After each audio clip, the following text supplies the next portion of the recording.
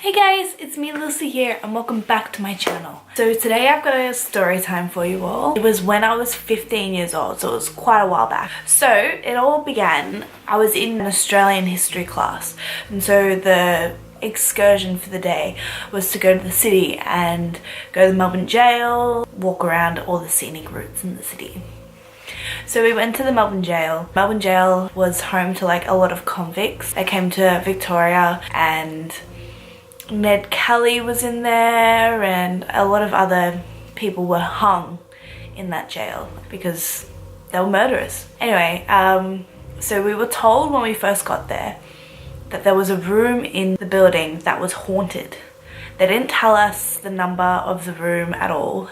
We were left out on our own to explore, and there was this one girl, we'll call her Jane, and she was really like drawn to this one room, and a lot of other people were too, but not like her. She would go to this room and she would just feel around the walls like she was in some sort of trance, and it was really strange to watch. I was shivering most of the time, and I was like trying to stay around people so that if something happened I wouldn't be attacked, you know? It would be them and not me.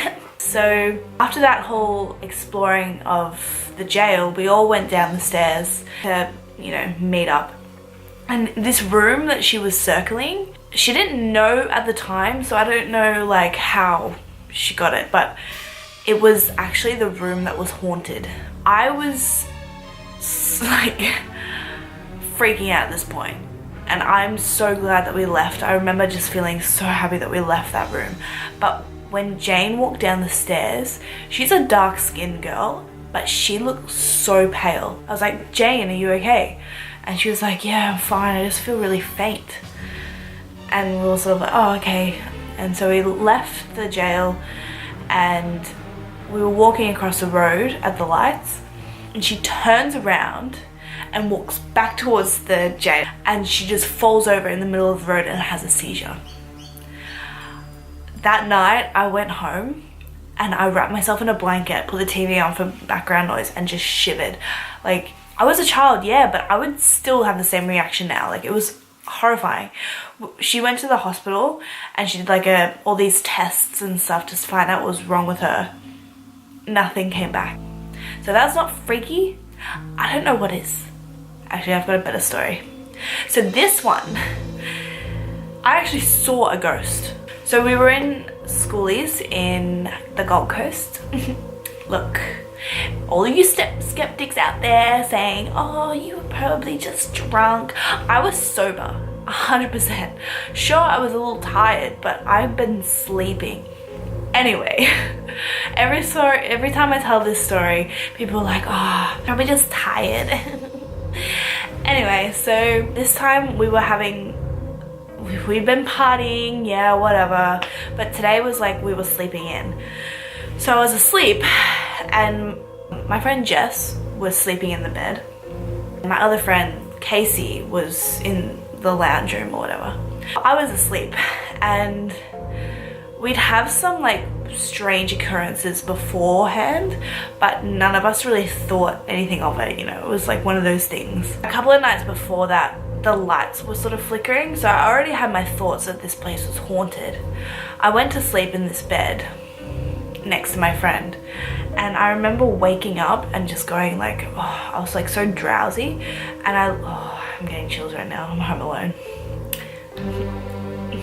So there was a bedside table. I'm actually freaking out.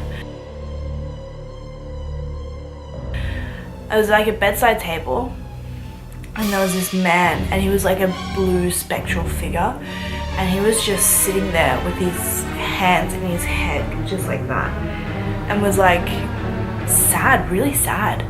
And I was like freaking out like this, and then he looked at me, and I shook my head even more just to make it go away, and he did. He went away, and I jumped up. Oh, I'm getting chills. I jumped up and I ran out of that room so fast. I went to my friend Casey and was like, I was just shaking. I left Jess just in there and I was shaking. I was freaking out. And Casey's like, oh my god, I had like a very similar experience with that. You're not the only one that's seen paranormal experiences here. And she told me that, you know, she was alone packing her things and stuff, and she heard footsteps and no one else was home. So it was just her and she heard footsteps, and she called out like, Lucy, are you here, and stuff, and no one was there. So I think just thinking about it makes me freak out. So far nothing has happened since then, and I am eternally grateful. I am petrified of ghosts, but I love hearing about them. It's like some weird unhealthy obsession. That concludes this video. Thank you for watching. This is my first story time. I hope I did a good job. Please like and subscribe if you think I did do a good job, and if you would like to see more of these videos. Thank you so much for taking the time out to watch this, and I hope to see you around for more of these videos. Thank you. Goodbye. Mwah.